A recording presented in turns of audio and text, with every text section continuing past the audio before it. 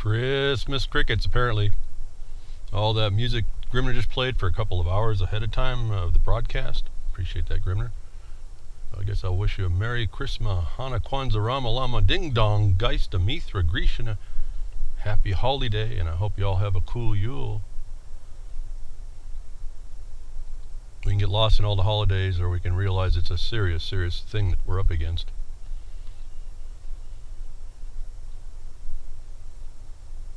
As you see, everything turning toward an economic or monetary commercial nexus. Even the holidays, the holy days, the whatever you want to call them, they were just facade. We have to get beyond. We have to grow up and start to take our responsibility by the horns. We've been being played as people for forever, I would suspect. Those few that start to get it usually get taken out, or threatened enough that they just capitulate. And so there's this also this internal dynamic within that line. How much do you do? What do you make the decision? How much do you capitulate to the reality of your demise, versus whether or not you can kind of skinny on through and just become more of that continuing witness for other people? And I think a lot of us today, not a lot of us, a few of us today, I guess I'm one of them, as I'll say it that way, had to make that little line. I told you about the little lizard losing his tail. You lose a little bit. You can do everything you know to do, and you realize the corruption is reality. So you decide that day, do you get thrown away and thrown in a hole for 10 years of your life, or do you say, okay, well, this capitulation is really just the realization of the corruption. And to escape a worst fate, I will go ahead and capitulate just a bit in order to free myself of that ultimate control. And I'm going to turn my life to something now that I realize is real. Not opinions, not the book learning, not the dictionaries, but something that's literally right there in our face that they were so stealthy to bring in on us. And a bunch of stealthy things came in on us as a people. And we were told, you have a republic if you can keep it in the United States of America. That, I told you last week, was the challenge. That was the license of those that made that so-called republic, that so-called sovereign. That was the challenge. Would these people wake up? I told you a long time ago, when the woman that they talked to on the steps, that we're told the story goes by, because that's all it is to us as well, is a characterization, a symbology all of its own. Remember at the time, and even today, I know you might get a little bit upset here, women, but this is the reality. Women had no rights, and when they were given rights, they were given the rights that men had. And then you look real closely, men in the New World had the rights of the obligation to protect themselves. And that was the challenge. And upon the clause, the savings clause to the criminal, if you can keep it, you've watched the plunder. And we're in the day when the plunder is about done. We've now moved into Never Never Land on what they will use. Your very existence, your life processes now, or life's processes now. And these people were brilliant to figure this out. Your life processes are now considered a harm to the existence of the world. Not the world, the earth, the life itself. Now, I've told you before, what is taxation? You see, what am I talking about? The carbon fraud system they're trying to put on us. The new monetary system. A tax is always charged against the activity, and I use that in its general term, not just a business conduct, but in all activities.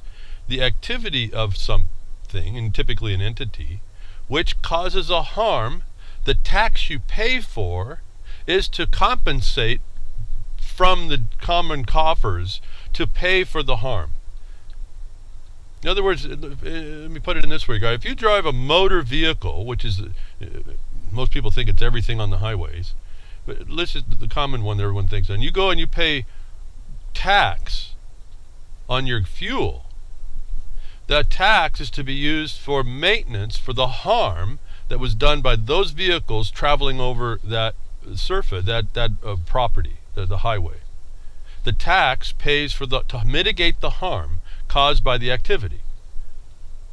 Now, fees are for a service, but they're getting this commingled. But understand what a tax is. So, by the fact that they've made this carbon tax and taxation on life processes, says, by definition, your life processes, or all life processes, are a harm to itself.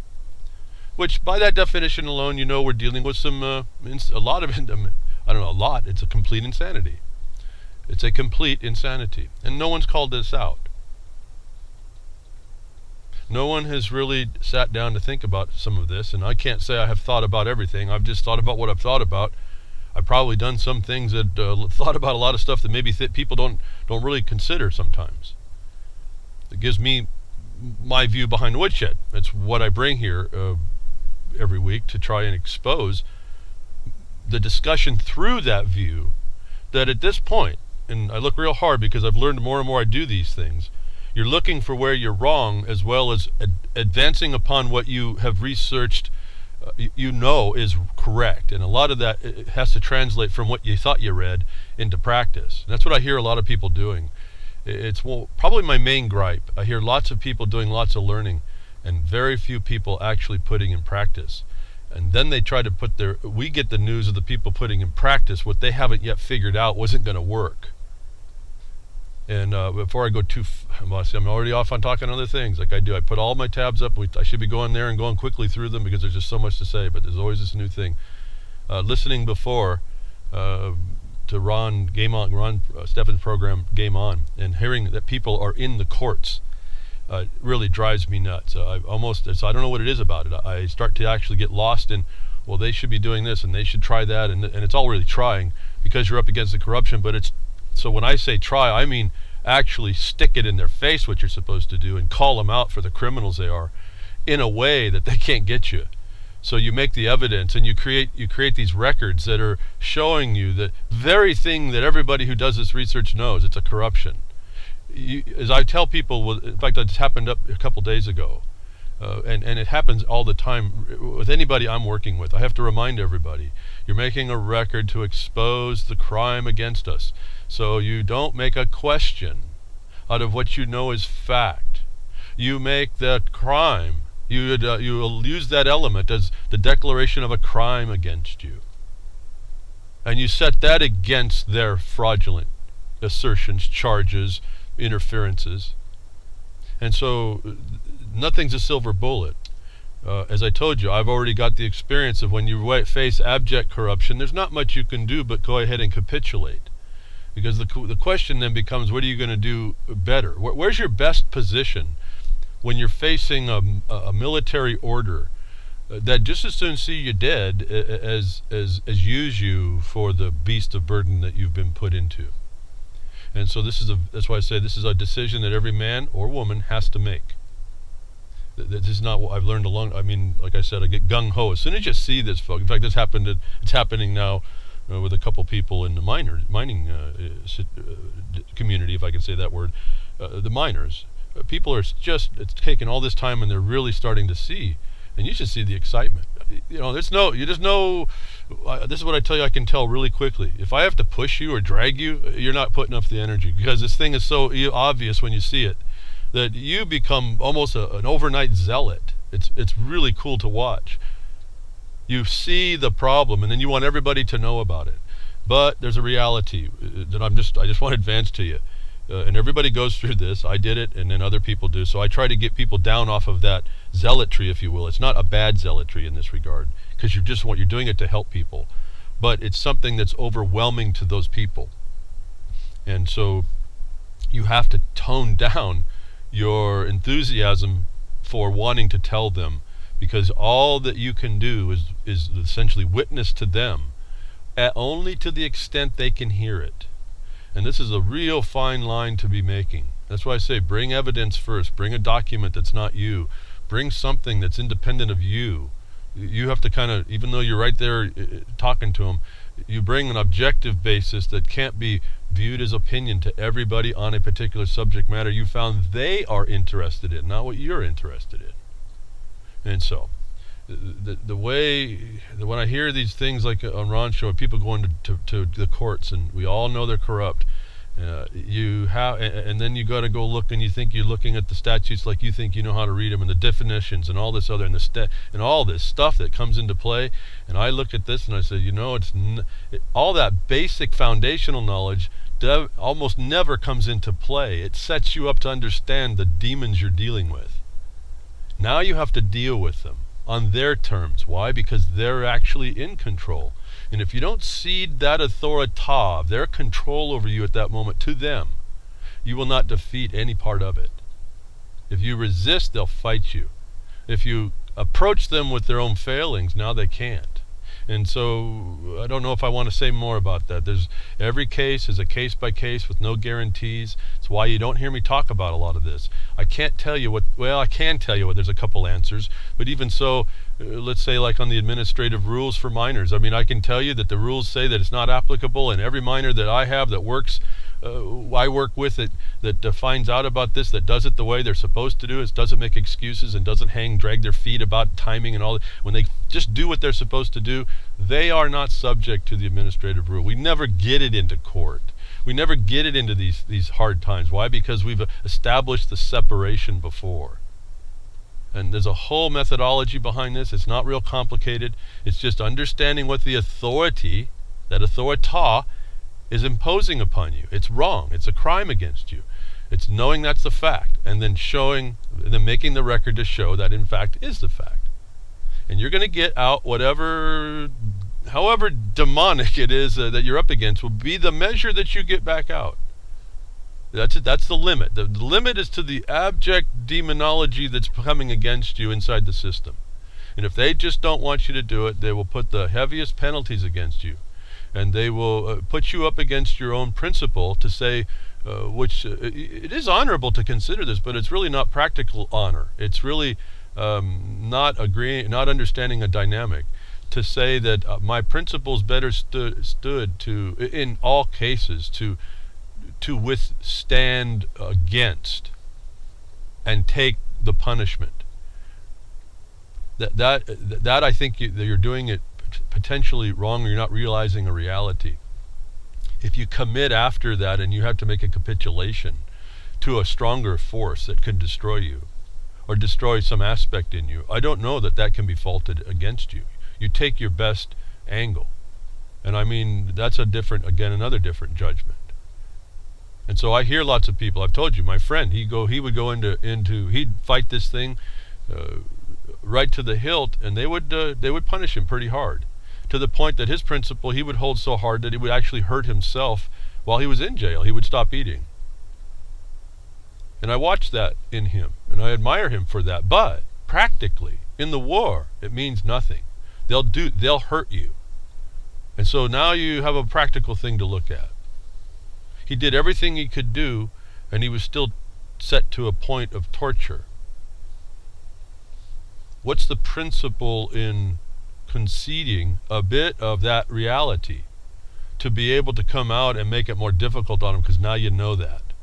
Because this is where they get us. We go in there thinking there's justice. We go in there thinking these companies, these institutions are Republican form representative government in the proper way, and we don't realize they're the occupation in lots of different ways. Well, so one of the new occupations with this is coming on us is this fraud called climate change. And I'll move over to how do we deal with this thing. And so I try to show you, in what you do locally, you can do internationally. You can start withholding your consent. You can start giving your voice out in the proper way. Let me address one quick thing about something I heard, and I don't know nothing about it. It's just a thing that goes on.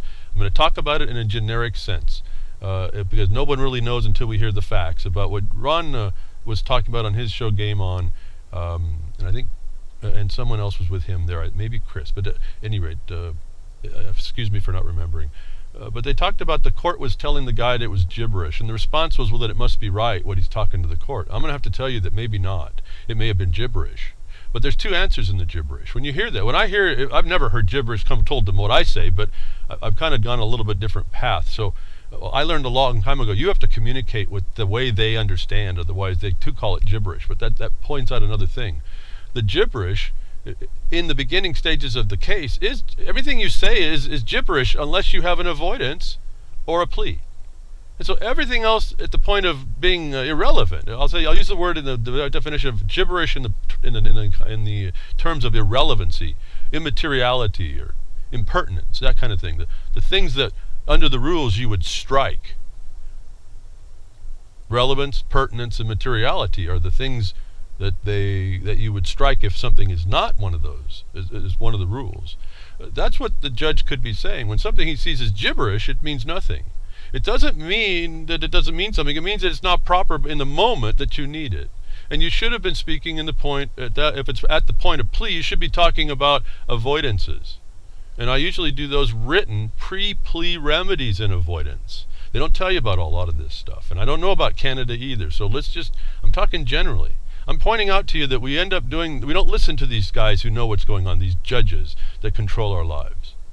And we need to listen to them. I don't need to agree with them, but I need to listen to them. And there's paperwork that needs to be filed, and you'll find this in any process because everybody's under the rule of law. Most everybody is anyway. They're going to have all the same due process essentially. And there's going to be a way to avoid the jurisdiction. Whether or not you do is a different story, but you're going to be able to make the record that you attempted it on the proper point, not the gibberish, on the proper point. And so when I hear a judge say you're doing gibberish, I have to think really careful. I'd ask him, on what point? Now, why is that gibberish? I maybe want to get in dialogue. Why? Because you're making a negotiation to arrange that jurisdiction. That's what arraignment is, arraignment. You're arranging that's the court of competent jurisdiction. And there's a due process requires a right of avoidance in case it doesn't. And without saying anything about what people should do or what you have in your tool and arsenal, your avoidances are all those things that would keep that court from obtaining jurisdiction over whether it is the person, the subject matter, or the location, the venue, by venue. You have all these things sitting there that need to be documented ahead of time. Whether you do it by proof or a return allegation of fraudulent imposition or mischaracterization on the part of the state. That's what you put in. You don't talk about your rights. You're talking about the jurisdiction of the court at arraignment. Hopefully you're filing pre-plea. So anyway, I went off with, I don't know what the answers are here. If I just know that everyone seems to be thinking they read the rules and they know what's going on, and a lot of people don't do it right. They don't talk with that authority, that imposition that's criminal, in the correct way. If that sounds bizarre enough, I know, but this is the reality. So it hurts me when I hear this, but I also don't. And I want to have statements to make, but I have really no answers. People, you all have to do this. I try to tell the miners, each one of us have property. We are individually obligated. It's like a servitude we put on ourselves to protect our own land that they grant to us. I've been trying to bring what I have found to show you how the state cannot come back against people who have this land. How you extricate yourself from the tenancy requirements that they put on when you do your own filings. People want to argue with me on that. People want to come and bring the dictionaries, which is fine, but that's not the way it works. It's not the only way it works. It may give you a fantastic foundation, but that's supposed to be used by your foundation. You don't lead in the actions with your foundation. You rely on it. And so there's a way to approach this. It may or may not work because there's a corruption. And you can't go by what anybody else says, because if it becomes a pattern, the system will denounce it. It doesn't matter how good it was. You have to come at it on your own. I told you already the experience, the knowledge, and then applied knowledge. When we went to the court, I had my friends ask the cop whether or not he was a man.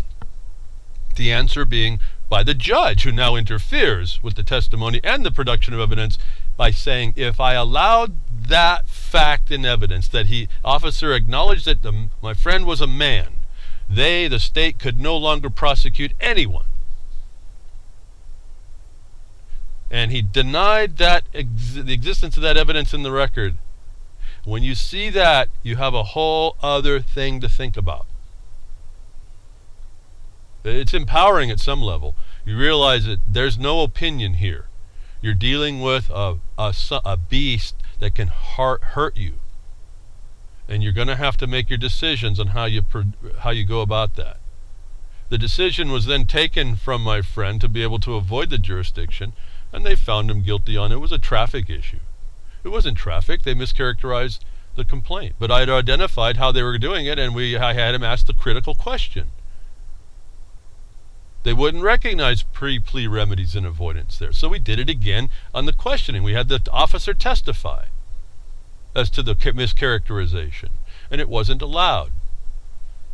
It wasn't going to be allowed on appeal either, even though we made the record. So you say, well, what's the purpose? The purpose is to count it out. I can tell you in all truth, I can tell you in all straight honestly, I can tell you by experience, now wisdom, that if you're a man, and that gets on the record, the state has no authority over you.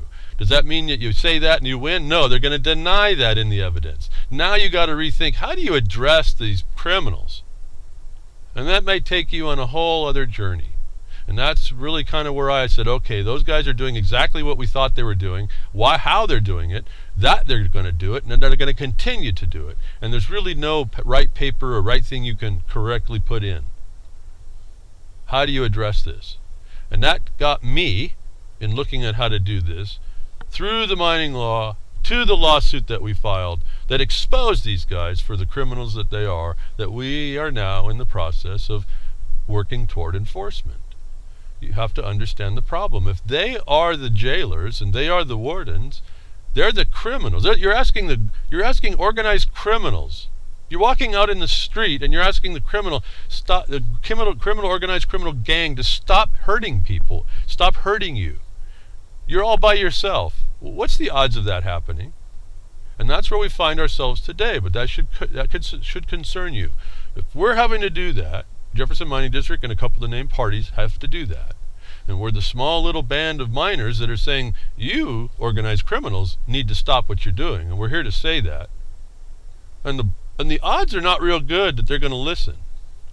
When are you going to step up to join up to help support the fact that we've identified that everybody's being oppressed?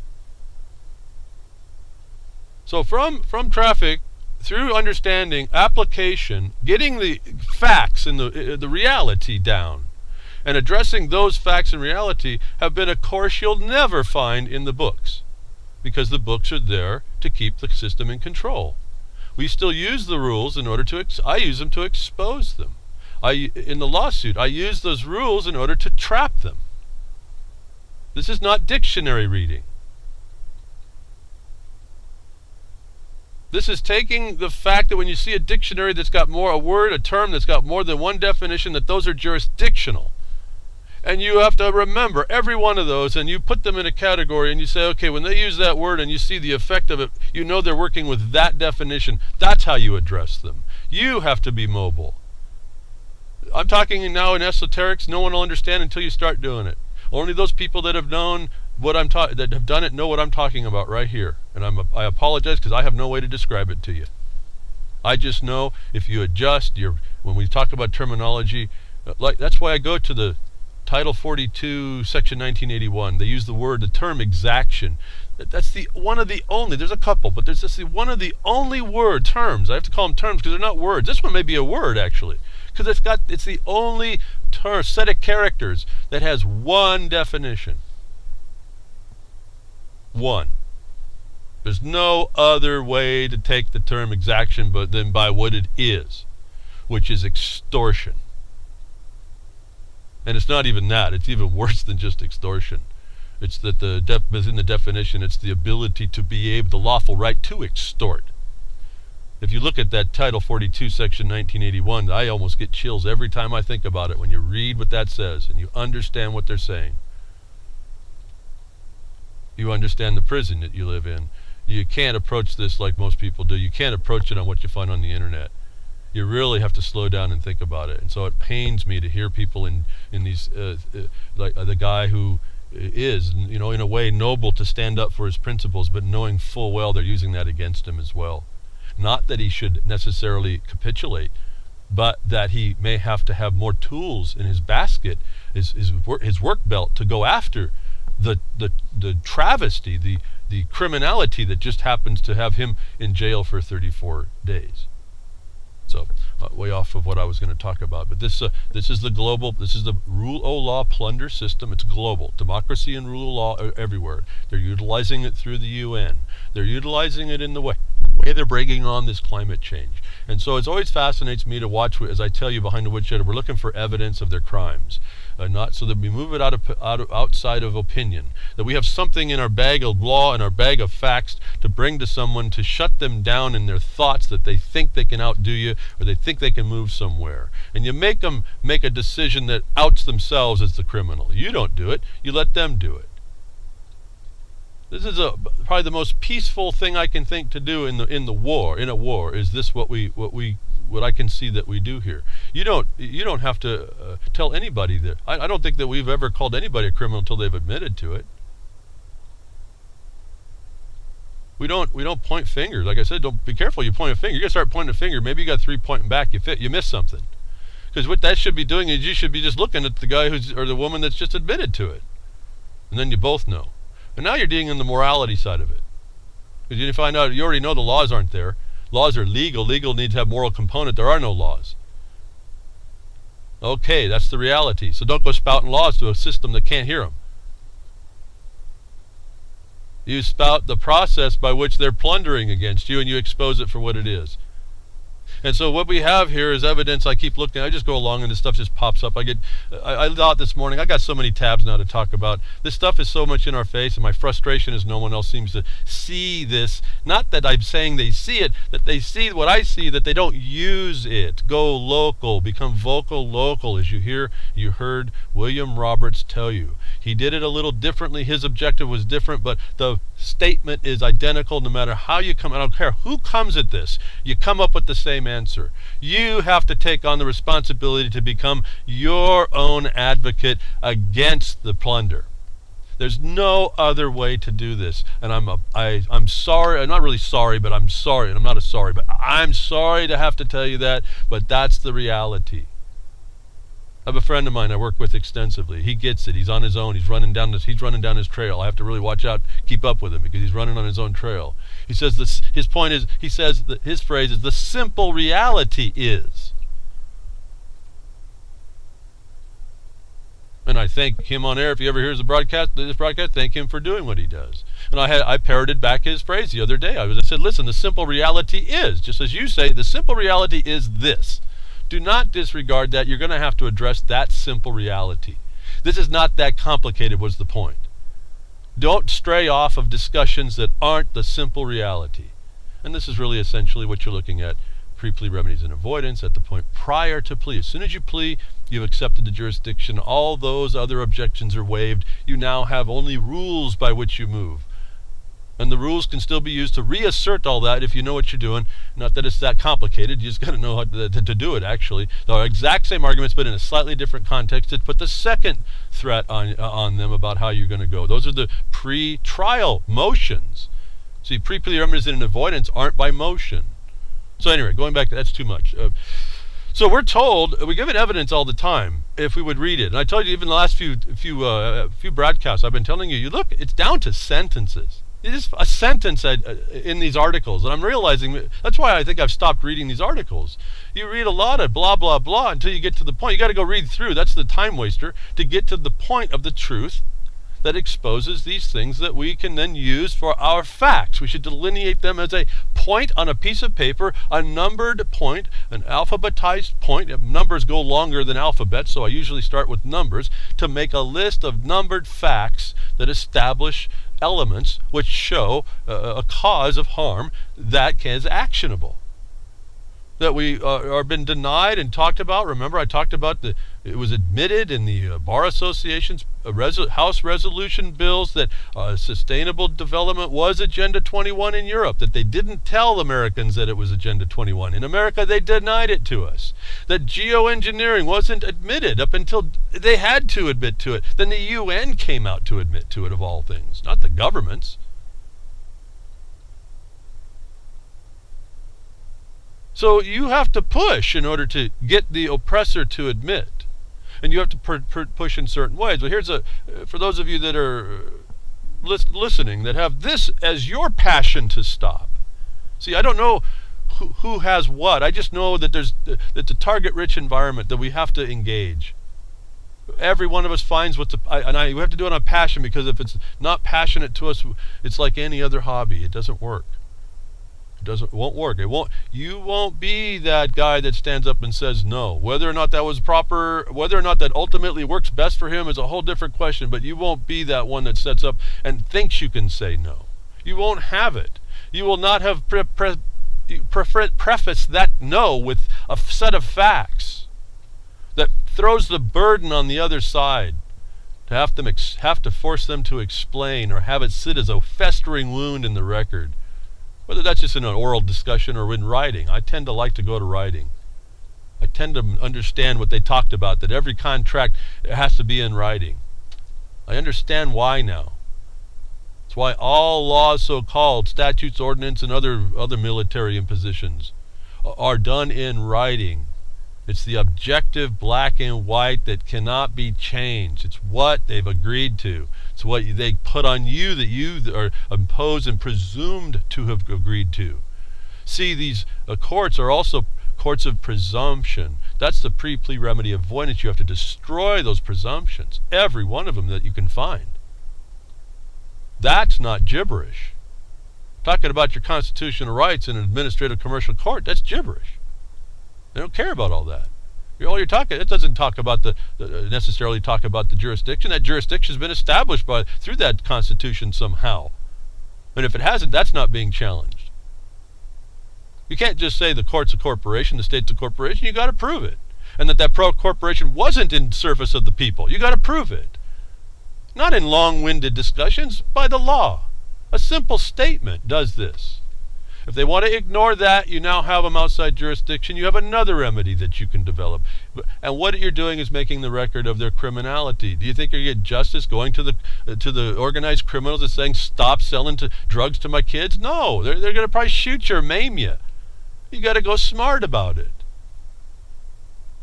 So here we have another information, this carbon fraud that they're putting on people, the fact that they can't, if they're really important and did things, that we would be having technology developed, be putting money in technology instead of thieving it from you, from an imposed, presumed mortgage on the earth that you have because of your existence, a tax on your existence of your life.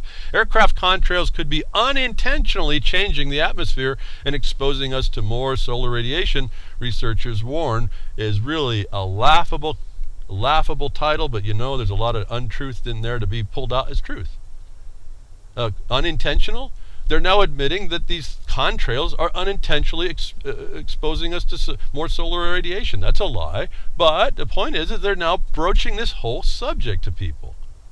Unintentionally, contrails, when you look at what they're talking about, they're not talking about contrails. They're talking about them persistent contrails, another euphemism.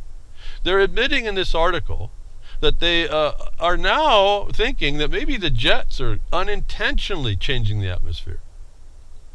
And then their hypothesis of exposing us to more solar radiation, that's just another lie, but here's the point. It doesn't matter what direction it goes. This condition, now, whatever those things are, whether you want to whatever name you call them, whether they are contrails, which really can't last more than about 15 seconds, or persistent contrails, which are actually some kind of a aerosol that isn't going to evaporate. If it's an oil, it's not going to evaporate in the atmosphere like water. Well, why the contrail goes away is re-assimilated. That these have the ability to change the atmosphere as it regards solar radiation. This article tries to bring up a whole lot of failed theory.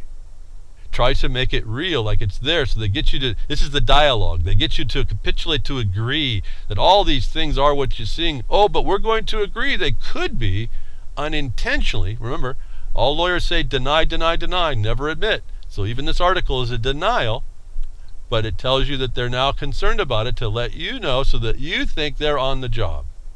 That I read through all this nonsense, you read, I get down to one sentence that tells it all for me. For all of y'all that didn't believe it when the UN got all serious about admitting that geoengineering was happening, And it wasn't just limited to those things you saw in the sky all of a sudden that make your sky all gray. They say right in this story right here, this little report, to give you notice. They say these news is government notice. When you found out that the media was government propaganda, this is your notice. This proved, I don't know if anybody put this together, what I've been saying forever on my broadcast, it proved out when they said that they were removing, like I said, we talked about last week, I think it was last week, what the Smith-Munt removal of the illegality of being able to propagandize to you. When they did that, they proved exactly what I've been telling you, that these news articles are notice to you. They're actually legal notices. Truth or not, they're still a notice. But right here it says it. While still, and they're talking about particles, of these ice particles that come from the water vapor from the jet engine. Let me tell you something, folks. You got to go look at the function of a modern jet engine. They're bypass engines. They take a bunch of air and they run it. They only use the engine to turn a turbine that can bypass.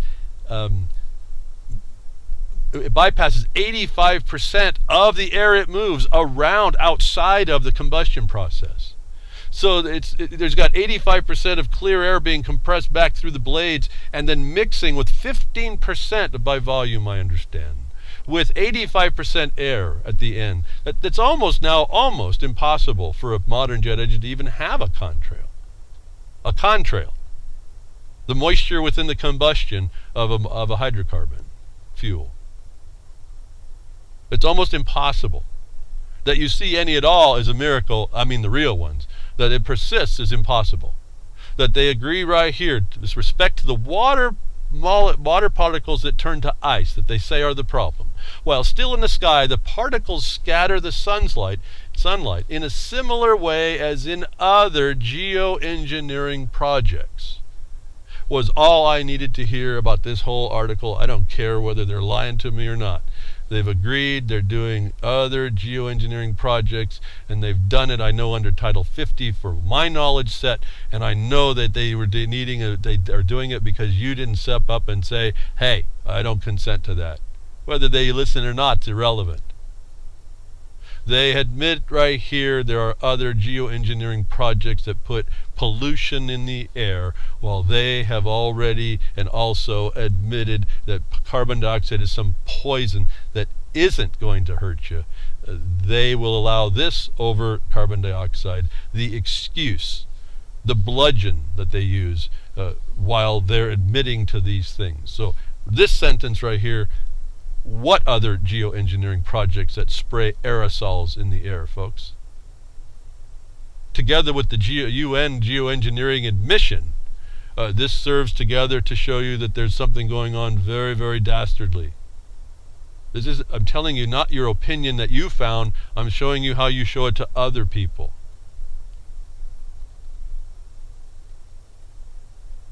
Ask the question now. What other geoengineering? Did you know they were spraying aerosols in the air that work like this problem?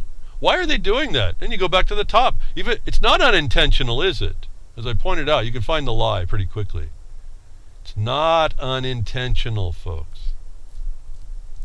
The story's a setup, but it's notice to you. It's going on and what's going on, and they know it. They claim ignorance and they move on. And no one yet has stopped them. Nobody in sufficient numbers anyway, for sure. That's why we were talking at the mining district meeting. We need no more numbers for certain types of enforcement actions. We have an enforcement action that's we need to do to keep the republic, if I can say it that way. That limited form government that actually sat to do what the Declaration of Independence in the beginning says why governments are founded in their best nature. And I understand that from a different perspective, being inside a mining district that was essentially local government. Most of the mining districts were the first governments, but they weren't like we see today. And that's given me the observation, the appreciation of what a government is, what it is when people are required because of their property rights to be involved and not allow others represent them.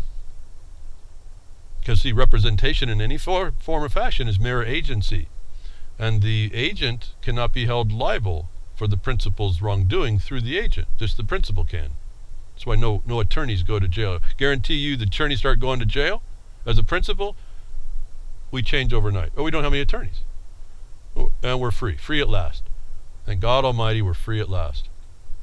But we're going to have to throw them out again. Remember, mining districts booted, kicked out, run out on a rail. Every lawyer that came into a mining camp, ran them out. Ironically, here in the 21st century, I suppose we could say, a mining district steps up to root out the Bar Association. That's that lawsuit that we did. We had to do that again. We did it in a legalistic sense, more of the paperwork filing, the more formal way. We didn't get to smell the hemp rope and listen to the tall oak tree straining under the weight of a parasitic body. This is what our civilization has done to us. So we did it that way, and we prevailed, and now we're going to have to get the criminals to answer to that. But they move in this fear set for them and you, and they work under, they want to promote to you that they don't know. Unintentional. Do you know trespass is still actionable, folks? Do you know that? You don't have to, in trespass, there's no intention required, no knowledge. It's not a crime. It's a violation to property and to people. It's a disrespect that's actionable. A trespass in your air that's actionable. Where's the crew of people? I hear this, I'm going to get his, Dane Whittington. Where's his thousands of people working to find out who these guys are? I don't know why he doesn't have an army. And then I listen to his words and I realize why he don't have an army. I have a serious problem with his actual position on this. And then the term controlled opposition pops up pretty quickly. Don't know the man. I like what he started out with saying, but I've heard him talk about stuff and it just falls apart quick. And maybe that's why they don't have the army of people worried about breathing their air that really don't go after the things they need to go after. If you find who's spraying this stuff in the air that now you find out is affecting the atmosphere, and you claim a harm for that effect, and you can show it, you can bring those people to court as a trespass. Not a crime. Why aren't we doing that? Why aren't we doing this stuff? Is what kind of bothers me at some point. That we come on and they say, well, it's unintentional. We didn't mean to do this. That doesn't remove the culpability, folks, even on the civil side. They may have extended to themselves immunities within the offices. That doesn't mean you can't pull them out of the office. And I got to get moving here because there's evidence is that this is what I've been saying here, and what we do and what we've done and what I advise people to consider are things in the world that need to be checked and challenged that most people don't do. But right now, if you didn't know it, a hasty, fearful passage of cyber security bill recalls Patriot Act. Recalls in the fact that it's how the Patriot Act was all set up and pushed through. Congress easily passed a thinly disguised surveillance provision, the final version of the Cybersecurity Information Sharing Act, or CISA. Remember, we were all into that and everyone jumped on that? Well, Congress, these sneaky parasites, see, they don't work for you. They got in there Friday and shoehorned in a must-pass budget bill to prevent the shutdown of the government before the holidays. Oh, so Merry Christmas. What was it? Merry Christmas, Hanukkah, Ramalama, Ding Dong, Gista Mithra, Krishna, Happy Holiday for all you federal workers. And of whatever faith belief you follow here. See, there's no like gender neutrality. There's neutrality everywhere. There's no diversity. We're already there, folks. They shoved it in on through the surveillance bill. It's worse. They're saying it's worse than the Patriot Act impositions. And you think, what could be worse than the Patriot Act? Told you, folks, it's coming. It's worse. When they went extrajudicial, NDAA, when I went to crickets, this is just the coming on the backwash of that. Born out of a climate of fear. Why is your representative so-called, even the pretenders there, working from fear and not reading bills, and no one stops it? This is in law. You're going to start absurding law. Each branch is to check the other branch. In fact, what I thought the government was actually more correct than what they've imposed upon us. In fact, that each branch, where they say they're supposed to be separate, they're not as to the inherent power within each branch to check the excesses of another branch immediately. There's no process they have to go through. One's supposed to be looking at the other, and when they stop doing that, you know you've lost that republic. And we were supposed to step up. And we should have done it early on because they got too powerful now. Why I say I think we better rethink this idea, we have the right to bear arms and we have the right to abolish the government. Folks, they got around us. What I wrote back in 1995, they got around us. We were a drunken people. And now we're still even drunken no more, and we're thinking we're going to do something in our stupor over this condition. That I think we have to do two things here. We firstly have to understand, well, get sober. Get responsible, take to task the occupier, do it in a way that breaks the revolution, the circle of history we're on, that brings us back to where we even need those arms. Those arms are the only thing that's kept the tsunami of oppression off of us. They really do have to approach us differently that way. But it doesn't mean that they can't. At one level, they're doing it pretty, if I can say it this way, humanely. They know to do it that much. This is that international imposition about getting the people to put the gun to their own head and pulling the trigger. That's happening. The division is one of those ways to do that. But born of a climate of fear combined with a sense of urgency, it's flight or fight. This is supposed to be a legal entity, not something with a human or man responses, animal responses. Now they're making you think that this government's got animal instincts, and they're not going to be circumspect enough to step back for you. You shouldn't be happy with that, even if you don't consider yourself part of it. See, you're in it whether or not you like it. They're going to affect you. You better figure out where you can throw in. Born of a climate of fear combined with a sense of urgency, the bill claims to do one thing: help companies share information with government to heed off cyber attacks. Okay, enough there. I'm just telling you they passed a bill. They're claiming it's in the dark of night. It was still passed, folks. These Republican, Democratic parties, they're just parasites. They're the enemy. They're the people. I don't care how you keep voting them in. They're still. I don't care who you put in there. There's a system that you're dealing with. And so you got to figure out. You got to really sit back and rethink this one. I've had to, and so I focus my energy on certain things to the exclusion of a lot of other things. And as I say that, I just can't help thank you for all the gifts and donation this season here, because it's helping for those things I don't normally get to be able to do when I'm focused. This is the kind of thing you have to do.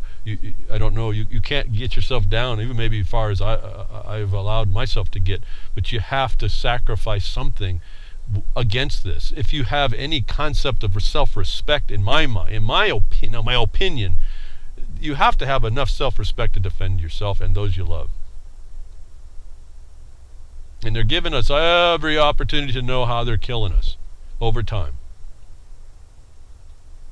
I've been moving on to the judiciary. It's out there to give notice. You know, it's like I see this stuff and you think, oh, that's justice, or this is the calling out. Well, no, they don't. This doesn't work on its own. Someone has to pick up the baton that was just dropped here and move it on. I've been talking to you about rights of child, UN rights of child. It's been an abomination like all the other things. They use the women, the human shields, the animal shields in the child, the woman, and the indigenous. They didn't. The Indian people, the native people, haven't suffered enough. They're now being used as a stalking horse. I talked about this so long ago. I can't, it's like I feel like I'm repeating myself. Maybe that's why people don't listen. They realize I'm only going to say the same thing, and I'm tired of hearing it. And they haven't decided to really step up or step in, and so they're going to go listen somewhere else, somebody that excites them. But here's another notice to us of rights of child. The system they did was a system of plunder. I'm not going to go on too deeply because this would be near and dear to my heart. This is what allowed me to see that I had to be a lizard to lose a little bit of my tail instead of letting the eagle, so-called, take me out completely in action for over 10 years on a trumped-up charge due to a so-called motor vehicle law that they would not properly apply and would not admit that I had done it correctly to avoid it. that why they did that, it looks like, is they took out a documentary I was making to expose this very system, which I was able to predict on through. Remember in Sandusky and the judges in Pennsylvania, I said, no, there's a bigger system of corruption around youth and kids over there, and you're going to find that out. And sure enough, Sandusky thing came up, and then I said to watch out because of who they're talking with. It's going to Britain, and look at what happened in the BBC and now all of Europe. This is systemic across the world, that I got taken out on this very position of exposing this so-called foster care or child services. This is a human trafficking in children. They put a nice shiny face on the outside, but you don't see what's going on behind. That this little story right here is another proof of that people have to step up with. Shows that the government's not a benevolent society at all. They don't care. Judge finds Texas foster care unconstitutionally broken. A federal judge ruled Thursday that folks, I read this stuff, I don't even want to read it. I just know. You have to understand the harm that's happening to women and children. They normally pick on women and children that have broken families. This is why they broke the family. They're not bashful to go after the family with a father, and then they take him out. They find legalisms to take him out, whether it's traffic charges or other things, whatever they want to. They make false charges for anything that's endangering to the children, so that you look at the father instead of the system. And these women that I interviewed, broken, still fighting. You want to talk about champions in the life, a hero? You go watch a mother fighting back for the daughter or the son that was stolen from them.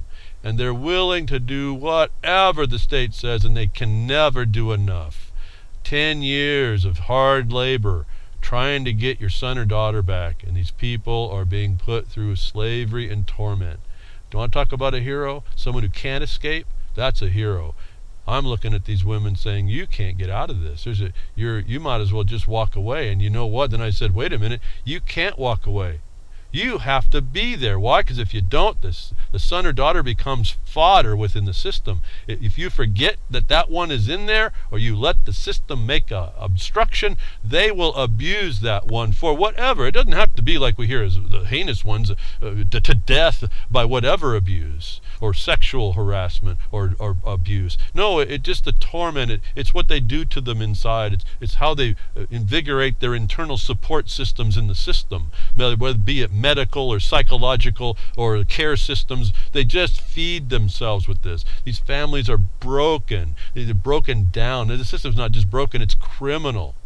And when you get a report from this federal judge saying this, I don't care how incompetent he actually is, as far as his jurisdiction and venue and all this good stuff we're supposed to remember that they're supposed to keep track of, when this guy that's not competent can see that, you know how bad it is. A federal judge ruled Thursday. There's people behind this decision, folks. Broken, destroyed, in fact, killed. A federal judge ruled Thursday that the Texas foster care system for nearly 30,000 children is unconstitutionally broken, saying the kids rescued by one of the largest child protection theft agencies in the United States often leave state custody in worse shape than before. I don't even want to read more. It really angers me. For those of you that have sons and daughters, for those of you that have had them stolen, folks, especially in Texas, you need to rally up together and go after this. I don't know where you would take this. I don't know. I can't focus and thin myself down so much to start thinking about it. My mind will start working on it, and I can't do that. You have to use this, folks. This is one of the my reason for being here is because of this situation. And you have to understand, folks, this is me just looking on the people that I saw getting hurt. I don't have a son or daughter to protect here. I don't have one under threat. This is just a wrong that needs to be made right, and I'm not a party principal in this with a son or daughter that's affected to make a change of it. All I could do at the time, and it didn't work. I failed. I'll readily admit to you, I failed. But I didn't, did I? They took me down to take me out, and I'm actually fortunate. I'm still alive. A lot of people that do this, that got documentaries, they're not alive anymore. Not that I say that's better. I don't know what's better. I'm just saying that's the end result. When you want to really step in and do something, That's the reality. The simple reality is you live in an open-air prison of parasitic plunder. And until we get to terms to that and deal with it locally where we are, the wrong we find in us that needs to be made right, this will continue. Here's evidence that you can use. However, you have to go look at the case, and however it can be used, that you have a notice of what I've been trying to tell you, what you already know if you've been involved. It's not an opinion. This is not something they're going to easily wiggle out of. These things were set up to destroy us, and we weren't vigilant to throw them out. And we make a lot of hullabaloo, an administrative, bureaucratic delay to shut them down. We allow that justice system to sit there as the pressure valve that never really allows us to get justice. It puts the actual non-justice and delay. Delay is injustice. It's not an immediate fix for an immediately identifiable harm. Trespass is immediate. It's irreparable harm in a lot of instances, where you are separated in your mother and father's status by a mischaracterization of a parent over a child. You have had your rights as a mother and a father outside the system destroyed by a system that had no jurisdiction to come outside of itself to attack you. If you knew these things were to be said, that's also an avoidance right there as well. It's all the same stuff to say on all of this, actually. There actually is a boilerplate to this, but I can't produce it because it'll be dismissed once you get it produced. This is the internal problem. We each have to know what to do without finding the boilerplate template that says this is the winning paper. There is no such thing. It's only you knowing that they're criminals and not calling them out, but moving into a position where you expose the record that shows that they are, and then take what you can get as best as you can get it. Don't compromise on what best you can do. And build your evidence so that more people can see this. Because there is a day of reckoning coming, I think. I hope. I work for that day. I hate to use the word sacrifice. This is a war. You just do what you got to do, folks. Like I told you, sometimes if I think too hard, I don't know why I do what I do. So I don't think that way, because I know what we're doing is causing difference. It's removing obstructions in certain spots. It's removing oppression. It's bringing the light onto the criminal. Even the little bit. It doesn't take much light in a dark room to expose someone standing in there. And you could be that little point of light that we heard Bush say. See, they're using the whole concept against us as well. But the federal judge has declared this state system unconstitutionally broken. I cannot see how any of them are constitutional. They come out of the imposition of a family court system court that was international in its authorities. Family court is not normal. You find it anywhere. It's an invention, and it's an invention inside the corporate structure. And I don't mean, the government's a corporation. No, you got to find a statute that proves it. Don't just blab this stuff off. Find the place that says it's a corporation. Now you put that on your heading. One element, in fact, is the government's a corporation. It's not a government. Now, you deal with them as a private party. Where's the nexus? So there's no nexus? You show there's none. You make the allegation there's a mischaracterization of the nexus, and you make the burden on them to prove where it is. And you don't use a presumption to do so. The presumption is the proof that it never does. It was a fact, because they have no jurisdiction over the subject matter. You, the man, and you're the woman, and the product of their union. The words are here for us to use in a non-gibberish way, and applied back in a non-gibberish way. That, I'll tell you, on the other side of gibberish is the fact when they say it's gibberish, but you've said the proper thing, that just proves that you can yet not enter into an arrangement, can you? It means your languages are not the same, and your next question is, well, what are we going to do to mend this language disability that we have? Bring your representative for how we're going to mend the language disability that we've created. Because I'm speaking one language properly, and you're speaking your language properly, but we need an interpreter, and it can't be your agents. But more importantly, when we spoke in different languages, you've proven that you don't have jurisdiction. We're not speaking in the same tongue. We're not speaking by the same term. Why is this so hard to bring out? Why do I see hundreds of papers written in documents that never bring out some of these more simple requirements of the law that are written right in the law to see? It's not. I do something more approachable to me. It was what we call code pleading. You actually use the rules that they recognize, but you use them in the way that they were meant, not the way you were told. And that takes a lot of research to find out the foundation for those things that I tell you now. If you go look for pre-plea remedies and avoidance, I suppose you won't, and I haven't looked recently, but you probably won't find anything about it. That requires a long-term, I did this by accident, a long-term study, keeping track of certain things, and then one day finding out they're there and what those things are, and then the penny dropped for me on all that I'd read about things that cause a jurisdictional separation, a jurisdictional non-joinder, a jurisdictional unattachment, a pre-jurisdictional inability to attach. All these things are right there to throw out. And you don't talk real, you just make the fact of their problem. Anyway, going on. So we jump out of fear. Rights of child. We got to help the children. We got to help the women, and they destroy them both to destroy the family. These are all United Nations impositions. This is all the climate change impositions now coming in. They're amplifying this very same. I don't even know what. It's a fraud. It's a felony. It's a crime. It's a treason. And where I heard Corbett saying that the Soros has been underneath the skin and not being noticed, folks, he's coming out because of another reason. The Patrick Wood that we heard on that also saying that the corporations are the ones being beat down on through this, what he calls the technocracy rising. I don't agree with Patrick Wood as to the importance of technocracy to the totality. I agree that it's a tool to bring on this other thing. It's just a tool that is their monitoring, their data collection monitoring for purposes of analysis set of the 4 steps they take to take you out. That even all these foundations are coming under attack is a different war within the war.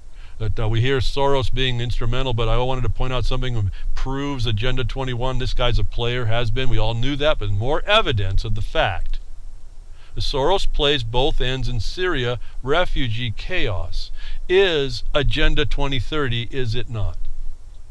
Soros plays both ends in Syria refugee chaos. Both ends. Do you remember what I'm talking about when I read Agenda 2030? See, I read these headlines and I put them to practice. It's not just some, oh yeah, he's a jerk. No. These people are players. These people are in it. They're there for a reason. I may not be able to understand the whole reason, but they're there effecting a plan. They're taking the action I'm asking you to take to counter it. They're taking it to enforce it. Soros plays both ends, speaks to what? But the migration provision in Agenda 2030, the plan for the next 15 years to destabilize certain regions and cause migration, which the destabilization is part of the plan in order to weaken that and bring in eventual sustainable debt and that system, remigrating them back through a destination state, which will profit in many ways because of that migration there. Whatever that is, we're seeing right now they're using it for control, surveillance impositions, for movement control, for people, behavioral controls. And they'll remove them back and migrate them back to the other, it may not be where they come from. And they're saying, this is the news, that he is set up foundations all over the world to be one of the players, to be in the double-ended profiteering that's going on. This is a proof of Agenda 2030 in play by these people who have been part of it. There's been question of who's the end player, who's in the UN doing that. Well, it's the people that infiltrated governments to use them as their weaponry. As we identified in Kitzhaber, he was someone imposing an international agenda within a legitimate. He got an office legitimately. He was utilizing that office he legitimately got to do an unconstitutional and treasonous thing. That's what's going on. The system itself for the sake of itself, and then they got this mission they're on, this zealot mission that they're on. And you think, well, why is the oil companies involved? Well, because they're the ones with the biggest resource of carbon. That's what the bank's going to be about. See, they got the loopholes that they make more money because they use up, they're emitters of carbon dioxide. The backside of the taxation is that turns into money when they can claim that they sequestered it somehow. Oh, and they get big pat on the back about that. So you give it more. It's kind of like, it's almost in a way, it's like the Federal Reserve note. An interest. How do you pay 2 cents charged against the loan of $1? How is $1 worth $1.02? The carbon market's no different. It's only done through taxation. The harm that they claim CO2 is now, because it's a poison, is now mitigated by taxes, the tax laws of which allow credits for these people that are going to mitigate. You don't have access to that. You are going to pay on the uptake because you are a carbon unit that is taxable because you're causing harm. And besides, they made a false market. This is how this works. So Soros is in the news right now. He's not out there. He's not invisible. Russia's going after him. But Russia's going after him because I think they're part of the BRICS issue. See, they have to reduce this down into development bank control. And that ends up going through that IMF again eventually because of this sustainable debt system. No legal entity will be gone from it. They're all going to have to play the tax game. Soros is playing both ends already of the plan I read to you on air. The migration side. It says Syrian refugee chaos. He's playing both ends. What ends, folks? What ends? Just think about it. If I hadn't read to you that provision in the A2030, what ends are they talking about? Until you see that, you don't realize that you have a clue really what ends. The ends are the origin state, the origin state, that the refugee origination state, and the destination state. Part of the plan. He's in on it. I don't really need to know more. I don't even have to think more about him. He's just telling me the fact that we're under an assault, a deadly assault, as a matter of fact. And we could be crickets. Sounds like we're going to be. And we could be crickets until the last minute where we have to go to arms, I suppose. How smart will we be then? So this, as I tell you, the reflection of what's going on in the Middle East, the mirror, that to me, I see that it can be to give us the reflection of what's happening to us. What the government for us supposedly is doing to others is a reflection of what it'll do to us ourselves. There's players playing, stakeholders. Here, Soros is a stakeholder. I'll put it in that term. He's in on it. He's a participant and he takes benefit. And he knows there's two ends. That's why he's playing each one. See, that's like the government. They don't care how they take it from you. They work both ends of whatever the imposition, the exaction, the extortion they put on you that's been legalized since 1868. Your civil rights is the right of the government and NGOs, if you look very carefully at non-governmental organizations or other entities like that. It's right, that's at C. Read it, it's right there. To extort from you. And I've been hearing cricket. I mean, we're all being blamed on that. How long have I even talked about 42 USC 1981? A long time, right?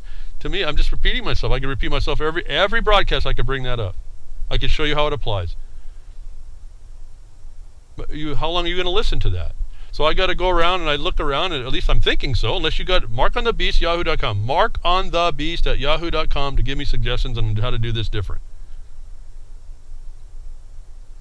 And while I'm on that, it's been suggested that for mining issues that I go ahead and maybe take some time away and specifically maybe address certain discussions on forums, because they're very hard to explain in the chats. They're very hard to use text typewriting to explain some of these concepts that I think I could do. It's been suggested maybe I take one time a month and do that. Those of you that might be interested, markonthebeast@yahoo.com. Tell me that you're interested that I do that. Otherwise, I did this before and no one responded. I won't do it. I'm just going to go down and give you try to hit the general potentials out there for everybody to listen to, that maybe one day you'll find that you have enough in you to go out and do what you can do. And thank you for those of you that are, whether I know you or not. Thank you very much. I'm only trying to show you go more properly, at least, and I'm trying to bring what experience. I say I'm trying because I don't know if it's conveying. I'm trying to bring the experience that we've won, the wisdom gained from the thought of and in contemplation of that experience, to give it to you. Again, not to make a big thing about it. I don't charge for this. There's no remuneration to me over any of this. In fact, the networks don't even advertise. I've been told if you don't make it important to somebody by charging them a fee, they won't take importance on it. And I see maybe that's the truth. Again, not everybody. But there's a truth to that. But nonetheless, this is free for your discretion to take on what I'm asking you to look at. For those of you that feel there's a problem and don't quite know what it is and want to do something, I'm giving you the world here to see the reflection on us locally. That shouldn't be an excuse for what to go look at. The choice is difficult when you walk into a candy store. What candy are you going to choose? Well, folks, I'm asking you, just grab one and go to the counter and engage. Just start there. There's nothing says you can't go back and grab another one if you think you can keep up with that. But when done right, it only takes one or two, and you'll find out how expansive and comprehensive the infiltration is that you're going to be dealing with. That Soros is an international player. It comes out in the news. There's two ends to the problem of the refugees. It exactly matches what I read to you at Agenda 2030. Again, that's only the plan for the next 15 or so years.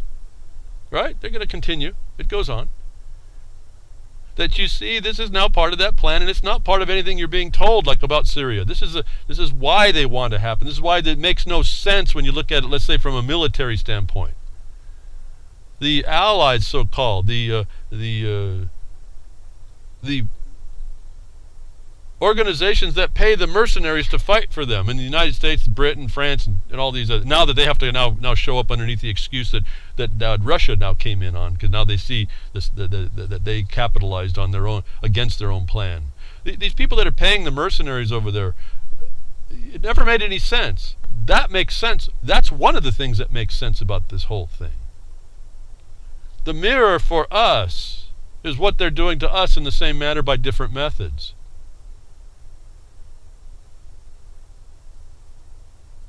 We see the jockeying now. There's a lot of games, a lot of dimensions to this thing that's going on. I've been trying to bring out and show you. Well, a little story pops up. It was kind of interesting to me. It's, again, down to one sentence. Stunners to me. Doesn't really mean anything in regard to how it changes what I do. But when you understand the dynamic of the world stage, you can identify, well, I guess the liars. And I think it's important that we do that. The report came through with Zero Hedge, Syria stunner. Syria stunner. This was the stunner they headlined with. Until I got down to one sentence farther down. And I said, here, no, this is the bigger story down here. So I'm not sure whether Zero Hedge knew that, or whether or not they were trying to disfocus some importance. But German intelligence cooperating with Assad. Berlin may reopen embassy in Damascus. That was their headline. The big deal was that Germany was was cooperating with intelligence with Assad. And then I got down reading, trying to figure out, going pretty fast. Don't have a lot of time to really look at this. And I noticed a little statement right underneath the picture with Kerry, the back of Kerry's head, looking at Lavrov on the left and Putin on the right. Lavrov looks like a pit bull. He's going to chew Kerry's head off. And Putin is just sitting there as placid and peaceful as you can imagine. And I took note of that fact that, well, I didn't hear that Kerry was in Russia talking to Putin and Lavrov. They didn't make a big deal about it. This story actually makes a big deal that in Russia, Kerry found a Dunkin' Donuts. And then he was happy about that. But over the Syria stunner that Germany was dealing with, working with Assad with intelligence and opening a diplomatic connection, this little sentence pops up. The meeting that I see with Kerry, and this started me looking from a video that you're also going to get on the Blogcaster, where it came, I think, maybe from Press TV. The picture was Kerry at a meeting in the UN at the very same time. I go, what the heck are they focusing on this guy at the UN and saying that some agreement over Syria has been made? Have you heard about all that? Maybe you have, and maybe you haven't. Maybe you haven't, and maybe not thought about that. This was a showstopper for me. In the sequence that I had seen this, because I'd seen the video the night before. In fact, I posted it on Twitter behind a Woodshed, my account. I had posted this fact that there was an agreement made about Syria. Then I saw this picture with Kerry in Russia, not at the UN, but in Russia. But this guy gets around. And the summarization by Zero Heads was this. At the time, it was just a sentence that had no highlights to it. Kerry ended up conceding once and for all that the fate of Bashar al-Assad has effectively been backburnered for the time being. Kerry ended up conceding once and for all that the fate of Bashar al-Assad has effectively been backburnered for the time being. Now that statement was in normal print. When I wrote my tweet, I said, this is a bigger story here, this one. Well, I came back later that night, and now it's highlighted, that part. So I don't know if they were listening behind the woodshed, or someone else really rethought about this and sent the word. That the United States is sitting in front of Russia, saying that they are going to backburner Assad, should just shock you in one regard. I mean, I've already called them buffoons to start with. So that's not the shock I'm talking about. Wasn't this whole threat against Syria based on getting Assad out? Remember, we were going to send cruise missiles in on him. Remember also that the United States stepped up and told Turkey, send your troops out because you have no right to be there. I immediately retweeted, well, what right then the United States have? If they are agreeing that there's no right in Turkey to be there, what's their right to have gone and attacked Syria? But by whatever, by mercenary or otherwise, even to the point of attacking so-called terrorism and is. Remember, and never forget, is us, United States, Zio West, Qatar, another influence inside a sovereign state, trying to take it down. That the United States said they're backburnering this rejection of Assad was the whole reason for the United States being over there. Is a sea change in this position here. The United States has just conceded it has no purpose in Syria. Now they're going to go on the heels of what Russia did. Oh, we got to fight terrorism, and is. It comes right out later though, and Russia and see, these people are very good at what they do here. Assad comes right back within a day and said the terrorist support. If you cut this terrorist support, the Syrian war would be over in a year. What's he saying? He's saying that when is who is us stops supporting those mercenaries, is dries up. Just like I told you before, it's dust in the wind. As soon as you stop feeding it, it dries up and dies. This is a fiction that's going against Syria.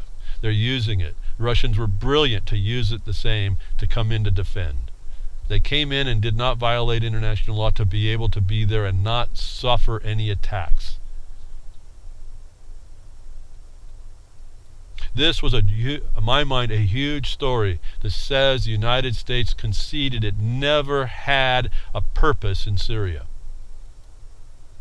Now, that may not mean much to many people, but I'm looking at a government that I have to live under that's willing to be buffoons on the world stage, not get embarrassed, concede the obvious, and then the nation I hear is crickets.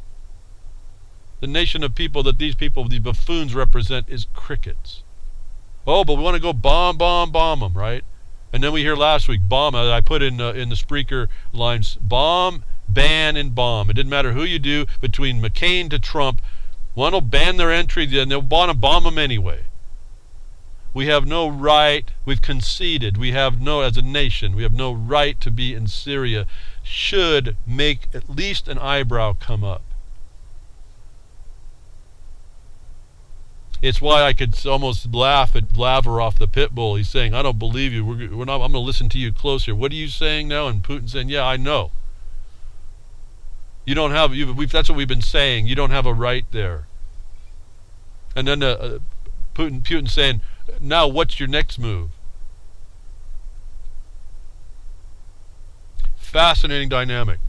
What's it end up going to mean? I don't know. You can very well believe that the United States is not stopping its assertion of Assad being out. You can also probably understand, and I don't know if Syria is doing anything good for themselves, making diplomatic relations with intelligence with Germany, because that will bring the diplomatic location to bring in everybody that's going to be a spy internally to Syria to take it down from inside over time. That's probably what they're switching to. But the dynamic of the concession that the United States was backburnering going after Assad was the reason for being of the United States in Syria. As I said a couple weeks before, then what's our purpose there before they even said this? What's our real purpose there? Now they've conceded they have none. And they just appropriated more billions to go support didn't they? Didn't the Congress? Oh, in fear. Oh, and we didn't read the bill. We're going to give more billions to these mercenary terrorists in a foreign land for which we have no purpose being. And they've conceded. The United States has conceded that. This is not my opinion. This is the stunner for me. It isn't the German intelligence. That's a side note. So I'm critical of Zero Hedge here, but I'm interested that maybe they listened behind the woodshed and at least emboldened that part that to me is the Syrian stunner. The United States concedes it has no purpose in Syria. Folks, I want you to ask you, the United States of America, what are you being crickets for on that? You agree now that we can go beat up people just because we want to? Back burner? Means you're still intending on doing it, isn't it? And it's not a valid point, is it? We also know that. That I'm hearing crickets is really indicative of the state that this state is in, the people, and the government that supposedly works in their behalf. Again, more evidence that you don't live in the world that you thought you lived in, the nation that you thought you lived in, and you are under, it's more than threat. And what was fascinating in regard to this, and I tell you, I believe in coincidence. I may not know the meaning of a coincidence. Okay, a meteor coming out of the sky and hitting me in the head, that's a coincidence. Do I know why that happened? No, but I know it happened. That's a coincidence. So I believe in coincidences. They happen all the time. You're listening to me right now as a coincidence. Coincidence of time and maybe space. Does it have a meaning? I hope that's on you. I can only hope I put out the meaning. And it's up to you to receive it. It's always in the receiver, it seems. I can transmit all kinds. I have the right to speak. You have the right not to listen, I suppose. But interestingly, at the same time that the big giant, folks, when I was reading it, I was enthralled. I stayed up for quite a long time. I wanted to know more about this session of the United States purpose in Syria by the United States itself. I think I did kind of get chills about that revelation. They admitted we're criminals, folks. Abject criminals in the world. Thugs. Gangsters.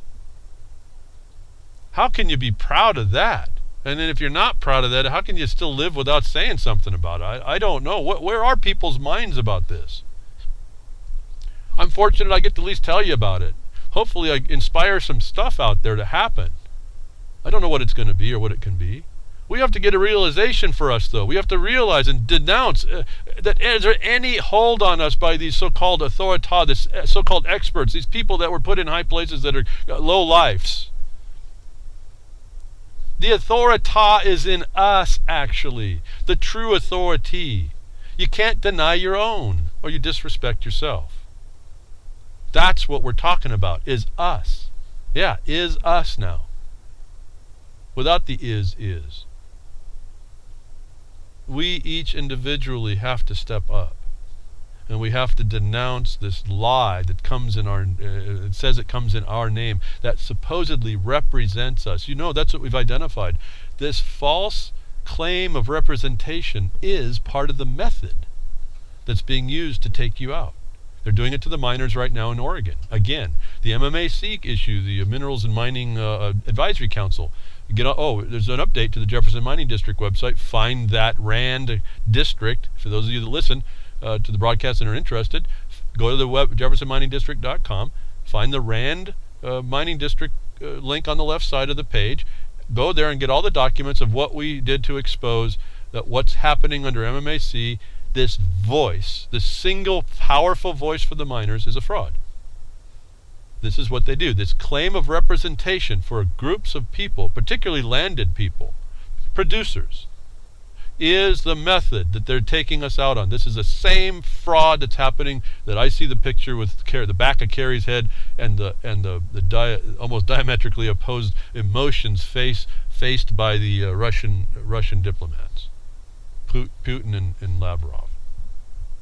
The United States is representing us in that capacity, that we agree with a baseless attack on a sovereign nation.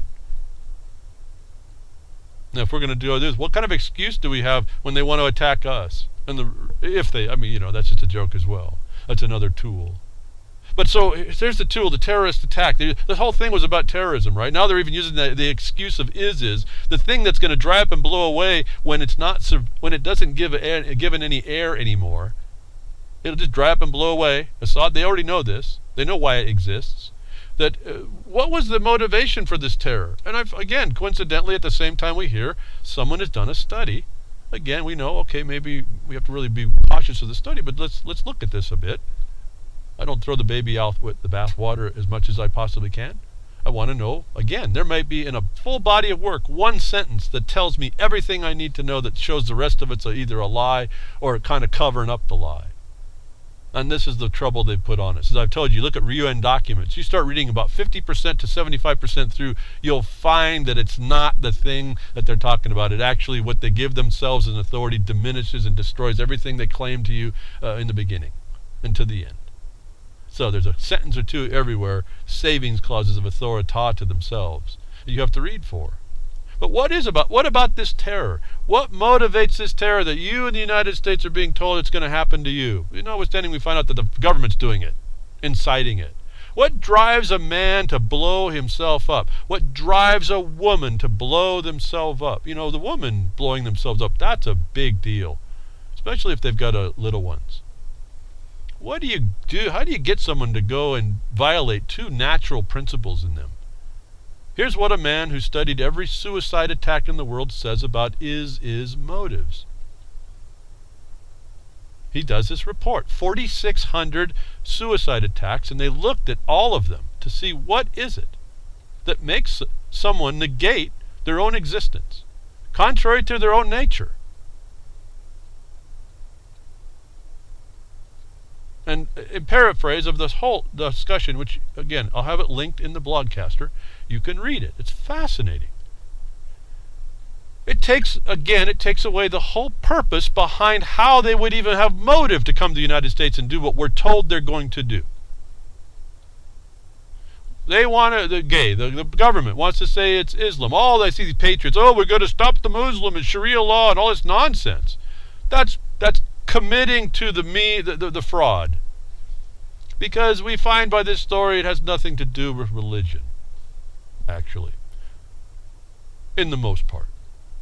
Again, no absolutes. What 95% of an article of all suicide attacks have in common since 1980 is not religion, but a specific strategic motivation to respond to a military intervention, often specifically a military occupation of territory that the terrorists view as their homeland or prize greatly. I hope you think about that, folks. I want to show you the mirror of America. We have a military occupation on this country, and no one has felt that the land was great enough and a praise enough to defend it, notwithstanding the military's obsessive oaths to say so and to the contrary. that they don't, and that you didn't either. That 95% of the reason for these people to rise up is because of a military intervention, that they're protecting something greatly prized. Should be logical to you as well. That, again, the mirror of that reflects directly what I've been saying. We talk about the Lieber Code, and I tell you about NDAA and the going extrajudicial and what they even denounced about the Lieber Code in the NDAA memo. All interconnected at this point, in this category of logic. Military occupation territory that the terrorists view as their homeland or prize greatly. Something prized greatly. What causes a man to go sacrifice himself but the defense of his family? Something he prizes greatly. This is just another natural response. Better than negating your existence for no reason other than a belief.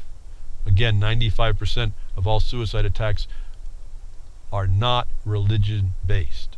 From Lebanon to the West Bank in the 80s and 90s to Iraq and Afghanistan and up through the Paris suicide attacks we've just experienced in the last days, military intervention, and specifically when the military intervention is occupying territory, that's what prompts suicide terrorism more than anything else. Where are we, folks? You talk about right to bear arms. Where are we in America? That the military occupation has been on us for 2 centuries now. And nary a proper response happens. I'm not agreeing that this happens. I'm saying that it hasn't.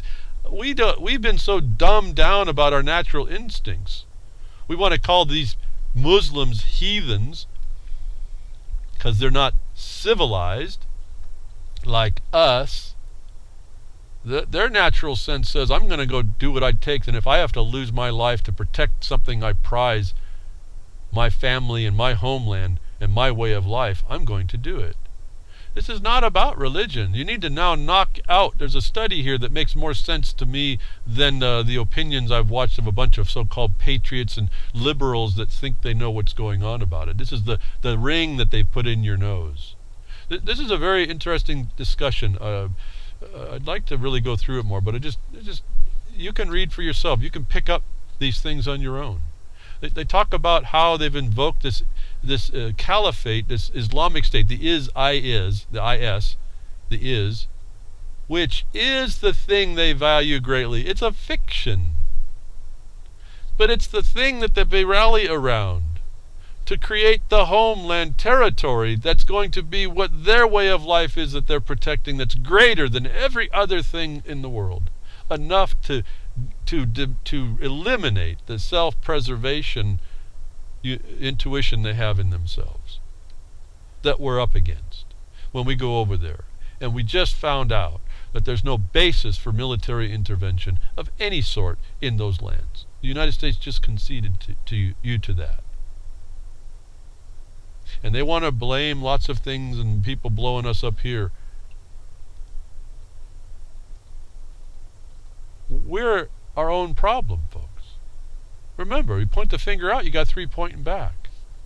I don't know why that seems so clear to me, what the answers really are. And why these puppets, these clowns that come before they parade before us.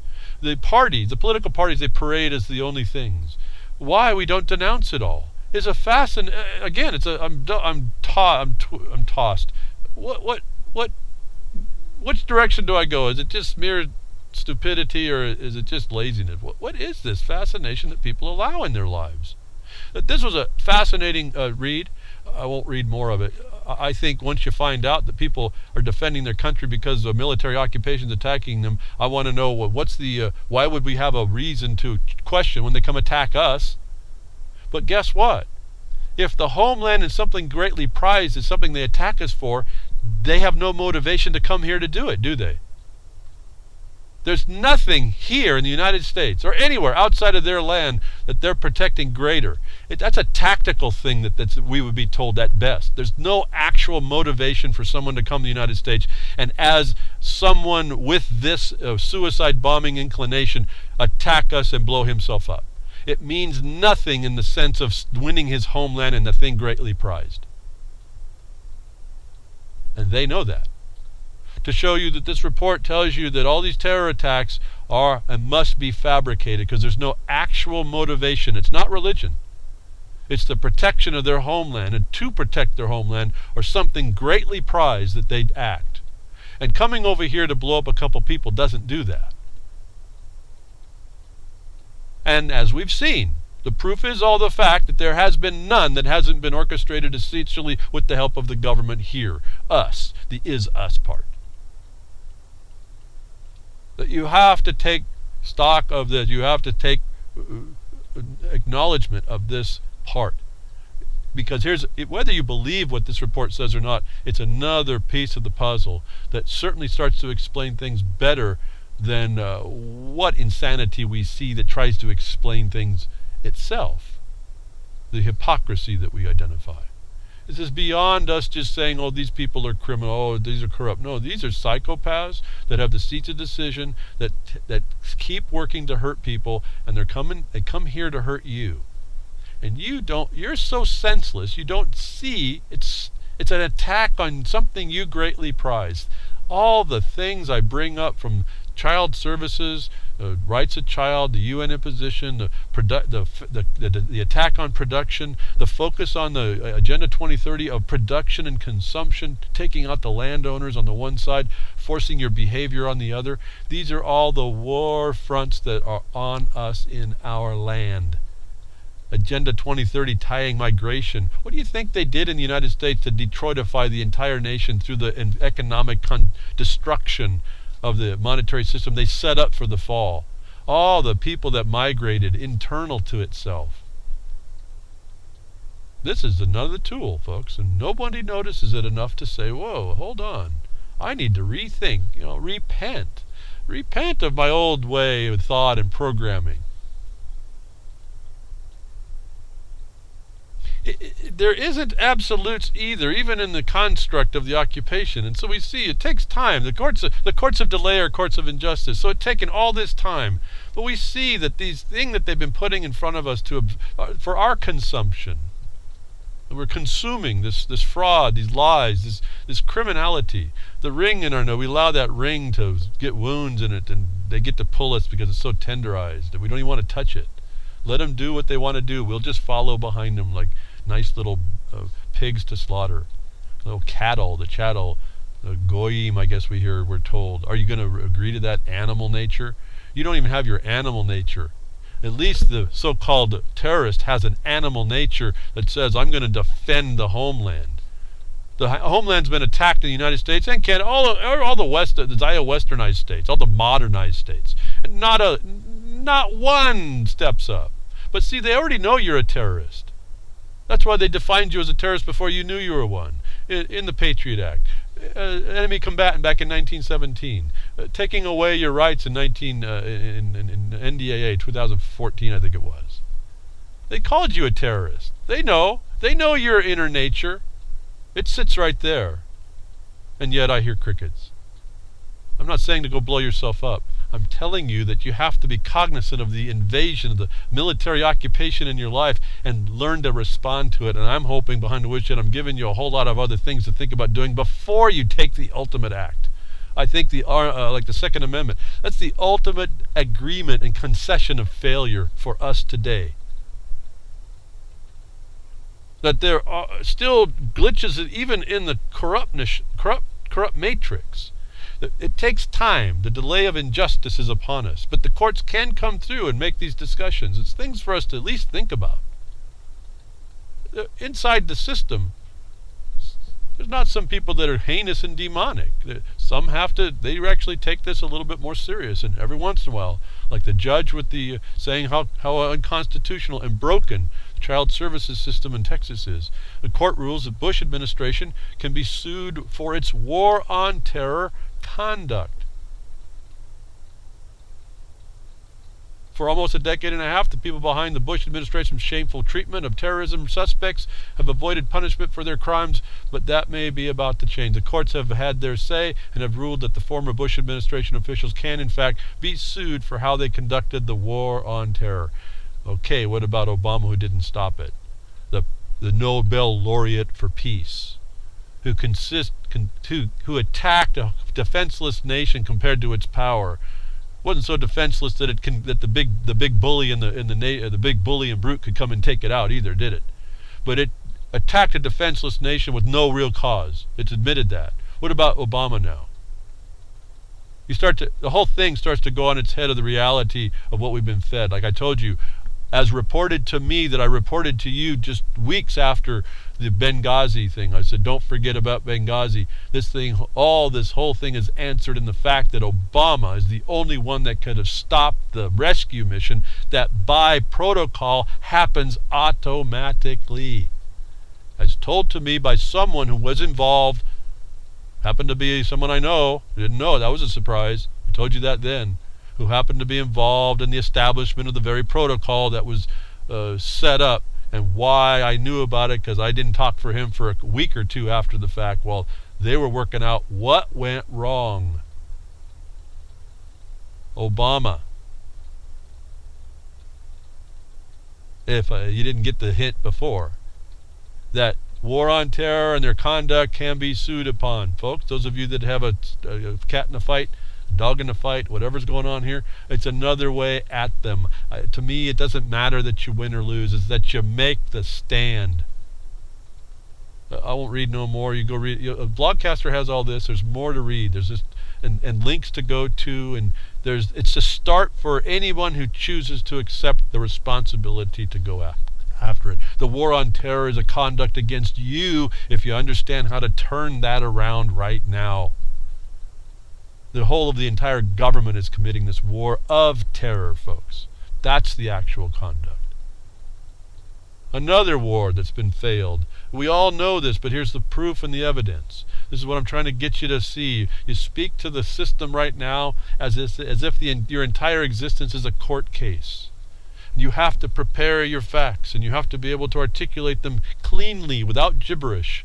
You have to be able to assign those together to an element of a cause, which is a conduct, a misconduct that causes a harm. It's just a misconduct that causes no harm isn't even actionable, even though there's a misconduct. It has to cause someone harm. This is your so-called common law. This is the boots on the ground. This is where it hurts us. When it finally causes harm, and that conduct has been described in black and white, the objective basis by whomever is the authority to say so, that it has caused you harm and was misconduct.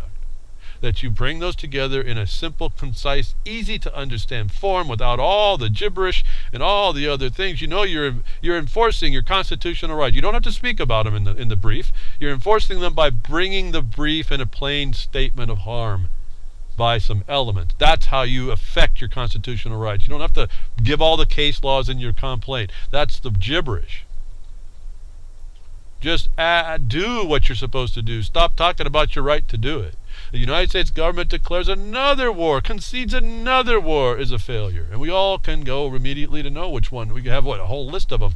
One of them is the war on drugs. It admits, finally, it's a failure. Headline, reading it. The war on drugs officially kicked off 1971 when President Nixon addressed the nation in the press conference explaining how the recent passage of the Comprehensive Drug Abuse Prevention and Control Act of 1970 would provide the legal framework and material support for a new kind of war, the war on drugs. Material support, folks. That word right there. It was a war against you. That material support is the term of action of the conduct for materially supporting a terrorism in your life. This was a war of terror using the excuse of drugs in order to do that. And the way they describe this right here, this guy named Dylan Charles, the material support would be one of the elements. But this act was the material support for the terrorism caused through the now conceded war failure of the war on drugs.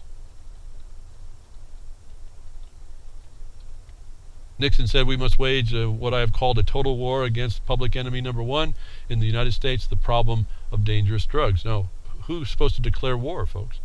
See, this whole thing's on its head.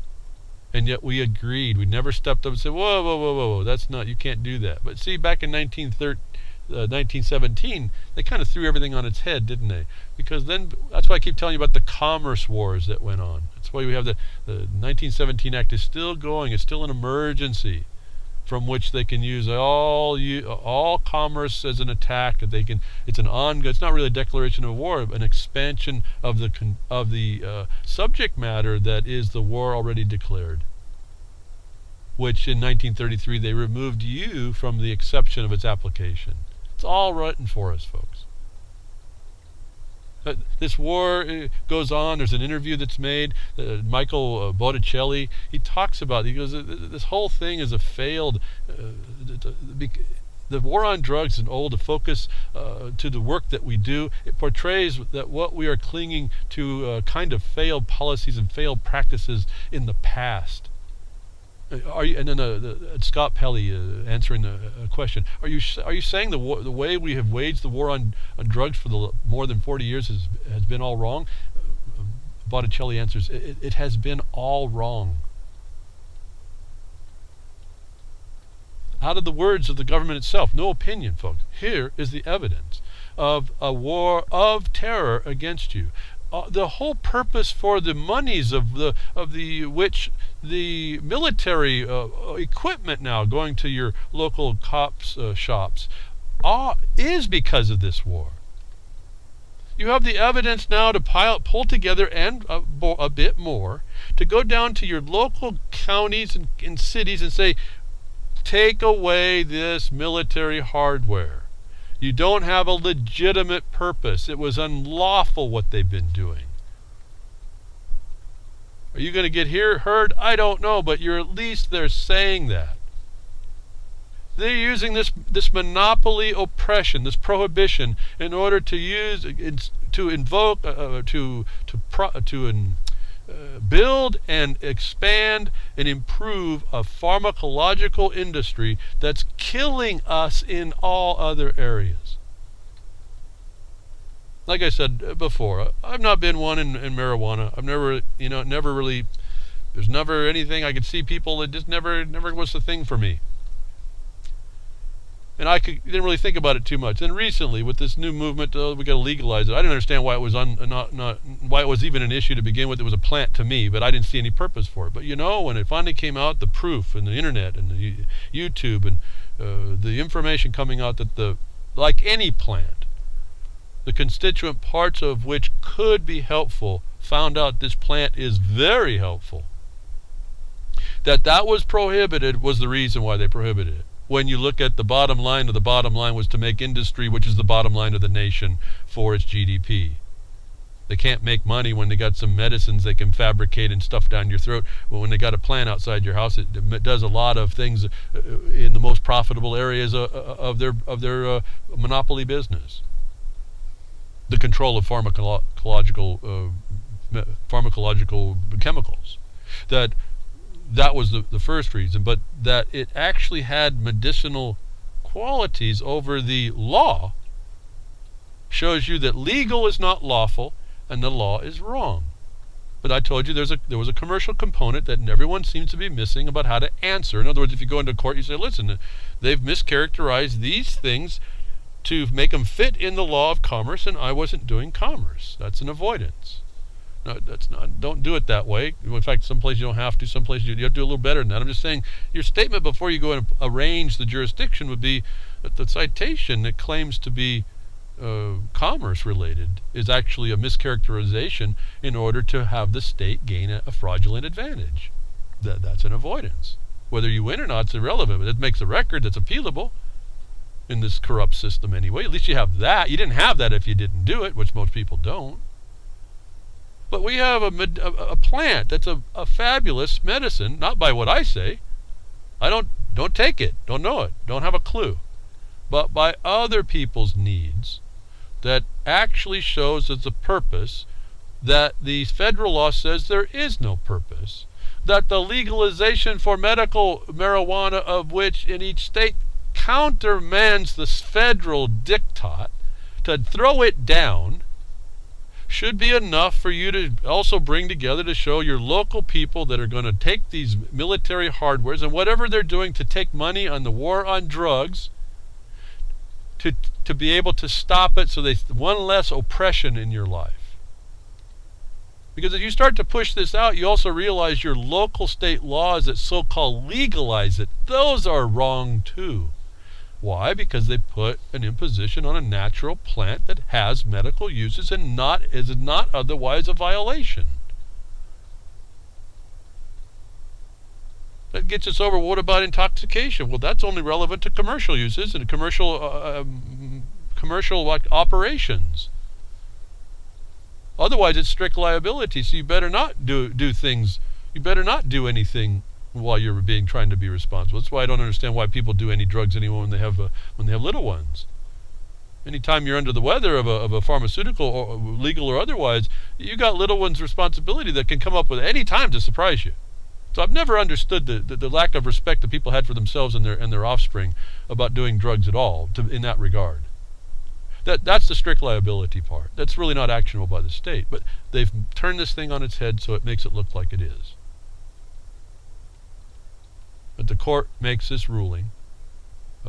Really, I mean, come on. This is showing that there is some, even though they were saying that there was no accountability and no remedy, there is, for those of you that will be able to articulate the war on terror as a war of terror. The war on drugs is a war of terror against people, using the drug as no different like climate change is being used to terrorize you or your industries or your production into compliance and under continuous attack. Is how we start to stop this, recognizing these points and how they are wrong. Stop allowing them to keep dumping this stuff on us. Part of how that happens is internally taking advantage of the ability that's still available. There's this thing called jury trials.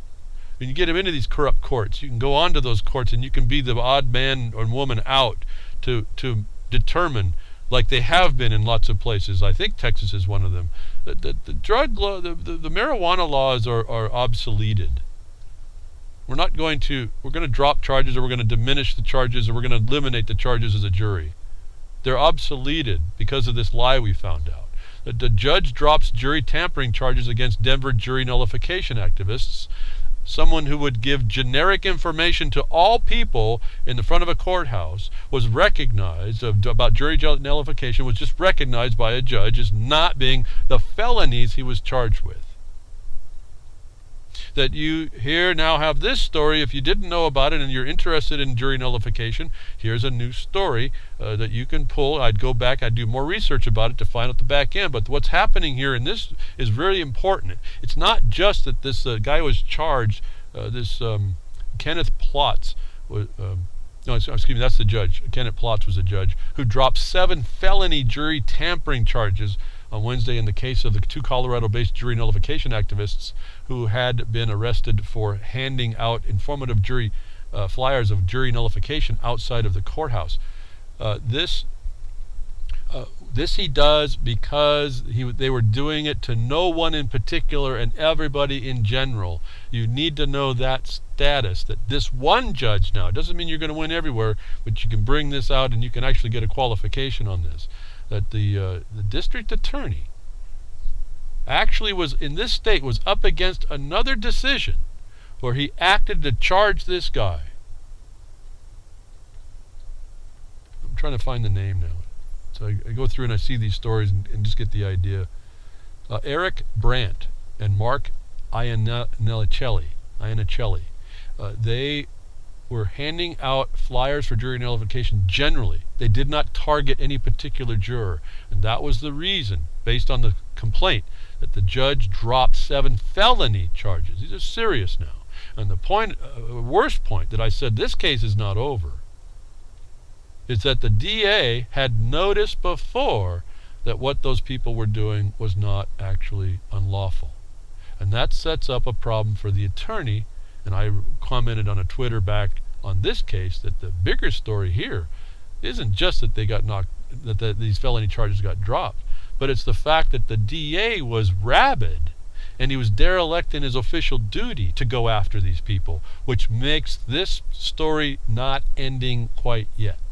And appears by the report that their attorney that was defending them sees that too.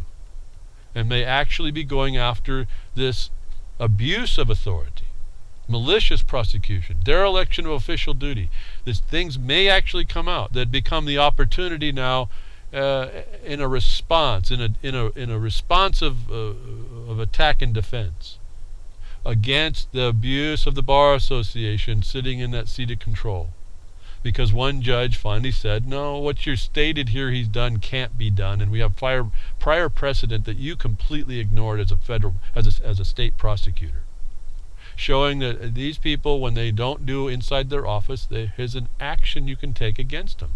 What I'm trying to show you, because if you can come in and you can show in an intake, this is why they probably won't allow this record be made, that the charge mischaracterized the status in order to get you into the system.